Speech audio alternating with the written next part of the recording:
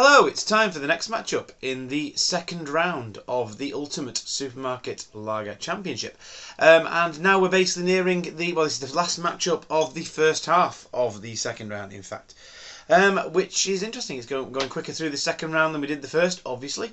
And let's have a little look at the table before we go any further. So here is the table, and as we can see there, we're just filling up this bottom slot now in the first half of the table. What can I say? Last time we saw the Rudgate Pilsner beat the Westmorlander Helles, and now it's going to be joined by one of these two beers, either the Bitburger Pils or the Staropramen, the Czech brewed Staropramen. So interesting. What can I say about these beers? Interestingly enough, I did a little taste test of the Czech brewed Staropramen against the UK brewed stuff, which I haven't done for the channel. Just thought I'd do it just for a laugh. And funnily enough, I could tell which one was which, but at the end of the day, though, I couldn't really tell which one I preferred, which was bizarre. The UK brewed Staropramen is really nice, and they are very different. They are quite different. This was a little bit more syrupy, a little bit more bitterness to it, but I did like the taste of the UK brewed stuff. It's a shame that it didn't get any much further in the Ultimate Supermarket Lager, the premium supermarket premium lager one, because it got knocked out by the Warsteiner, which I'm still surprised it got knocked out by the Warsteiner, but hey ho, that's all there is to it. And you know, because it was one of my favourites after it beat the Pilsner Urquell, I thought it was going to go a long way, and it didn't. But you know, it's absolute cracking beer. I just remembered last time I had it how good it actually is. Anyway, we're not talking about that one. We're talking about this one, the Czech brewed Staropramen. And it's going to be up against the Bitburger Pils from Germany. What can I say? Let's not talk any more about these beers. Let's get them poured into glasses and let's see what we think of them. Okay, beers poured. So here we go. Right, so before we go any further, for those who want to play along or don't want to play along, here is which one is which. Okay, that was which one was which. They did pour about a 1 to 2 finger head, but they've gone down a little bit since. This one is giving a creamier kind of head to this one. This one's a bit more bubbly, or it was when it was poured. They've gone down a bit now, a little bit wispy, both of them. Looking at the colours, this one is lighter than this one. This has got more of an amber colour to it. This one is more of like a pale straw colour. Both quite clear in there. Yeah, they're both very clear. They both look great. I'm getting quite a strong smell coming from one of these two beers. Don't quite know which one yet. But anyway, that's all we can say about how they look. I'm going to get in for the old nose on this one and see how it smells. Okay, so it's a little bit syrupy, malty, a little bit of breadiness. Smells quite full on. Smells nice. Yeah, but it's malty, it's bready, it's lemony. And it just smells really good. Smells really good. A little bit of citrus, a little bit of orange in there as well. Smells quite well balanced. A bit biscuity.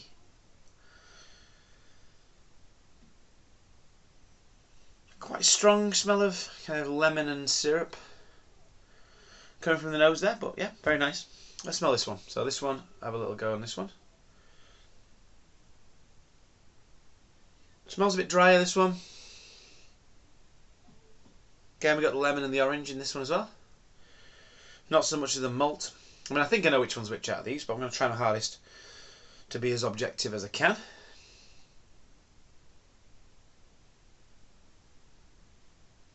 Something a little bit savoury in there as well. That smells really nice as well, yeah.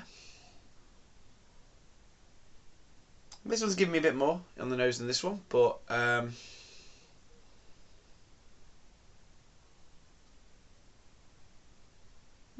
little bit of like tomato in the smell. Smells like tomato sauce you get on a pizza. That's weird. Is that my nose? How was that? Anyway, right, okay, I'm gonna have a go on this one. Get tasting it, see what it's like, dive right in. Cheers.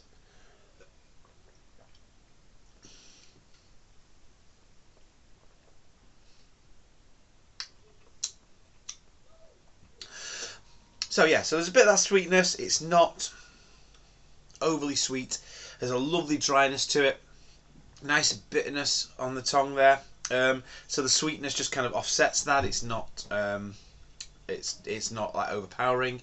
Doesn't make it sickly in the slightest.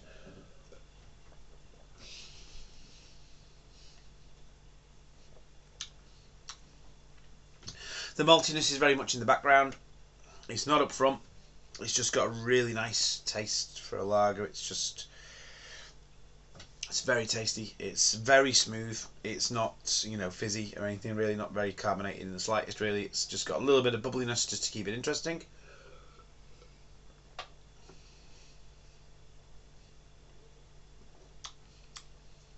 And it tastes great. Tastes absolutely great. I haven't got my water, so I'll just go straight from one to the other. So, going to this one now. Cheers.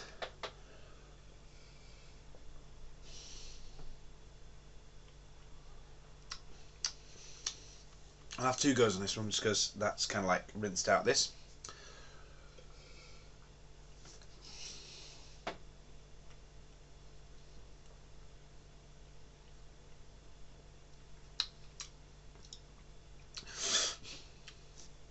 This one's got more bitterness than that one, but it's got a lovely smoothness on the finish as well.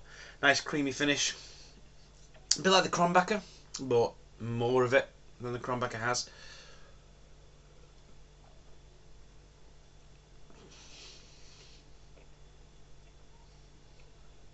Yeah, to me this tastes a bit like Krombacher Pils with a bit of added bitterness really. It's a really nice beer, really refreshing, really crisp, clean. And it lingers. That bitterness carries a nice little aftertaste with it, a nice little biscuity aftertaste with it.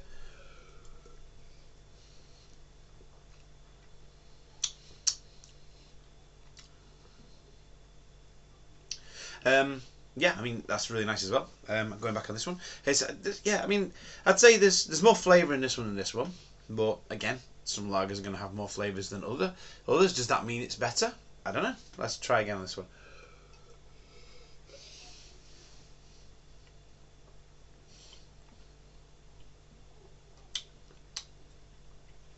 They are very different. They're very different beers. They both got a nice bitterness. This one's got more of a slightly more complex taste up front, but this has got more. I say it's got a bit more in the finish than this one. It's really about what you prefer with this kind of thing.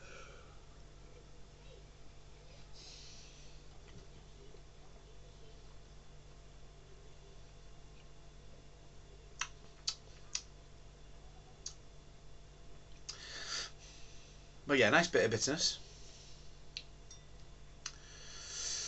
Nice smooth, slightly creamy finish with that nice biscuitiness on it.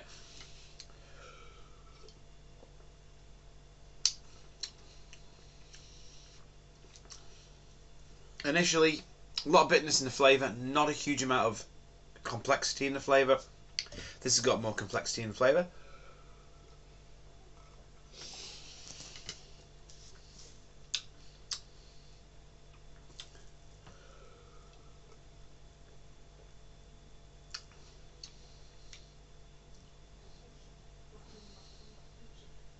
It's a close one, this. I'm expecting, whichever wins out of this, I'm expecting to go through in the next round, to be honest. Because this is very, very close. But we'll see.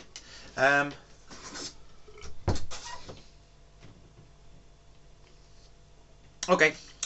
I've made my mind up. I've made the decision. I've made the decision. I'm thinking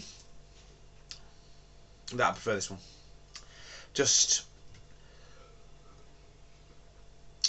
It's really close. Or do I? Oh, I don't know.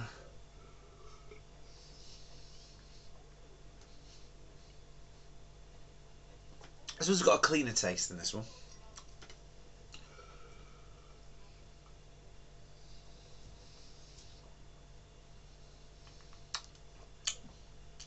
This one's got more flavour. Very, very hard to decide.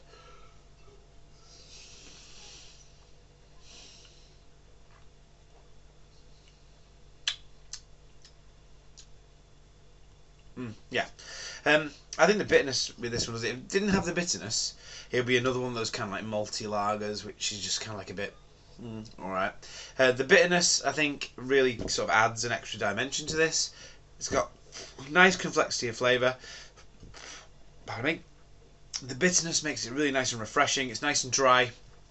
Makes you want to keep coming back for more. This one's also very good in the same way, really, but this one's got more flavour to it, basically. So for that reason, I'm going to put this one through. I think this one is the Staropramen. I think that's the Bitburger. So we're going to come back in a minute. I'm going to see if I'm right. Yes, I'm back, and I was right. That was the Staropramen, and well, you know, it's pretty obvious, to be honest, when you know these beers. I mean, that's a really good German Pilsner. That's a really good Czech Pilsner. They're both really nice beers. I just prefer the flavour of this one, personally. It is a cracking beer. It really is. UK brewed or Czech brewed, it is an amazing beer. This is really, I'm really enjoying this. I'm really enjoying this. Love them both. Staropramen's through. Bitburger's out. So what can I say? It's all about the next round now, when they go through, but we've got another half of the second round to still go through. So there we go, all done. Staropramen through to the quarterfinals. Thanks so much for watching.